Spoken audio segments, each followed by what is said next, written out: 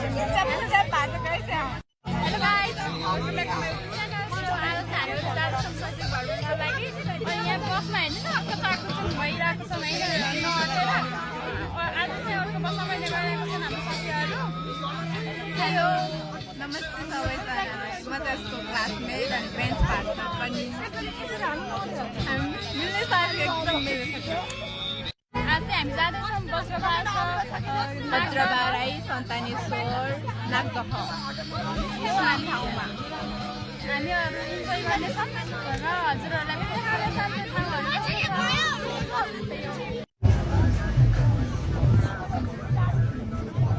अब चाहिँ हामी चाहिँ झरिसकेका छौँ त्यो ठाउँ जानुको लागि बसबाट झरिसकेका छौँ साथीहरू काम छ साथै गर्मी छ बस्र प्रायमा हामीहरु हिँड्दैछौँ भित्र मन्दिरमा जानुको लागि यहाँ चाहिँ जङ्गल रहेछ हैन अनि बिचमा बाटो छ यता चाहिँ बारेको रहेछ यसरी हामी जाँदैछौँ लाइन बाइ लाइन यस्तो राम्रो जङ्गल छ है शीतल जङ्गल हामी चाहिँ मन्दिर पनि पुगिसक्यौँ बस्र प्राय मन्दिर दर्शन गर्नु होला सबैजनाले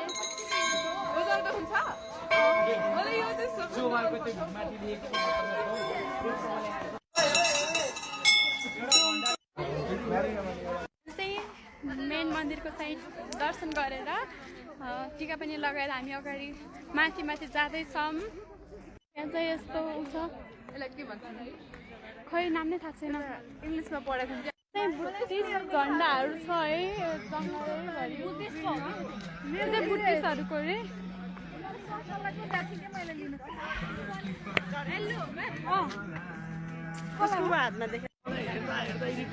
यहाँ चाहिँ साथीहरू हिँडिरहेको छन् पछाडि पछाडि यो चाहिँ गोदावरी नगरपालिकामा आएका छौँ हेर्न सक्नुहुन्छ हामी चाहिँ सन्तानेश्वर मन्दिर पनि आइपुगेका छौँ र यताको भ्यूहरू देख्न सक्नुहुनेछ सबै काठमाडौँ भ्याली देखिँदो रहेछ होइन यहाँबाट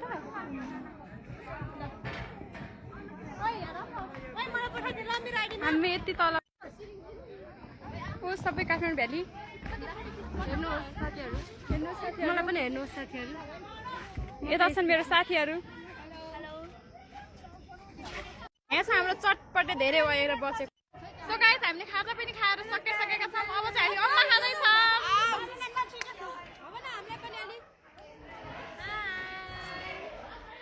सबैसँग एउटा एउटा अन्डा छ How are you guys?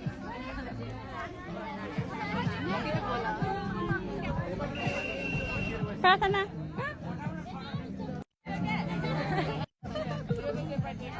Start भयो भयो त खोइ अब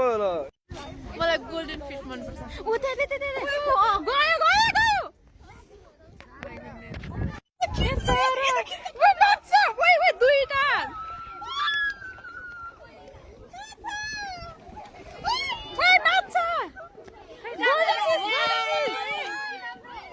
कति धेरै आयो त्यो माछा यसो जुम गर्न क्या मजा कलरकै वाउ माय गॉड कति धेरै हो कति धेरै माछा क्यामेरामा चाहिँ केही देखेको छैन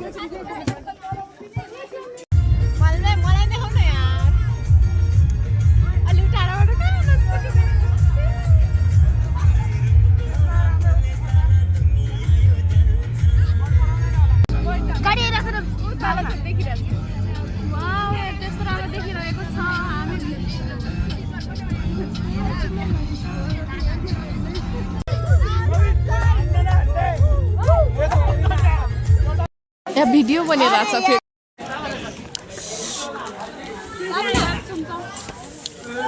खाएर देखाइदिउँ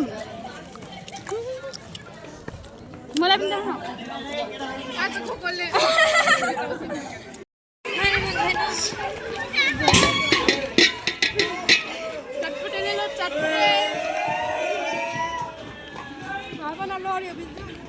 ला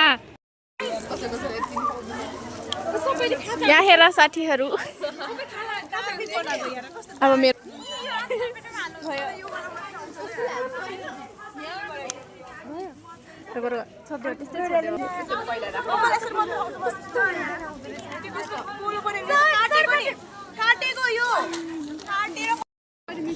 दुईजना मात्र चलि खाएर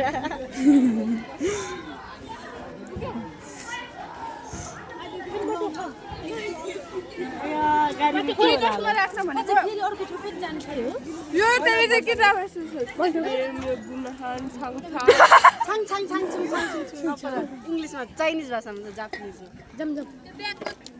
ए खाइसकेको छैन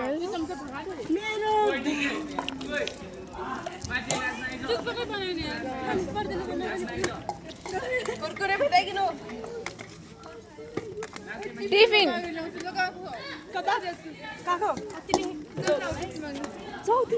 के माग्नु है कहाँ लाग्न लागेको यो बसमा खायो भने त मर्छ यार गरी खाना कति मिठो हुन्छ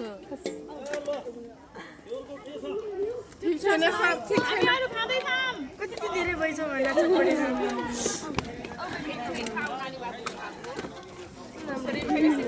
पारु खा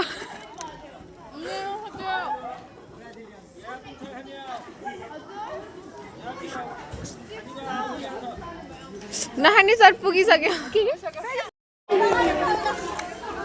हेलो मोनिका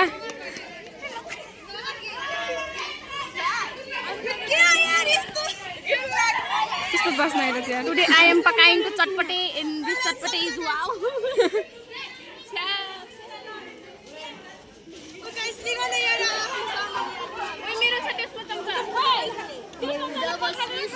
कस्तो चटपटे चाहिँ कहिले खाने हौ गएर हुन सानो मायाको आकार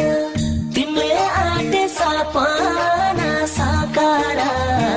समाजको बन्धनलाई तोड्नु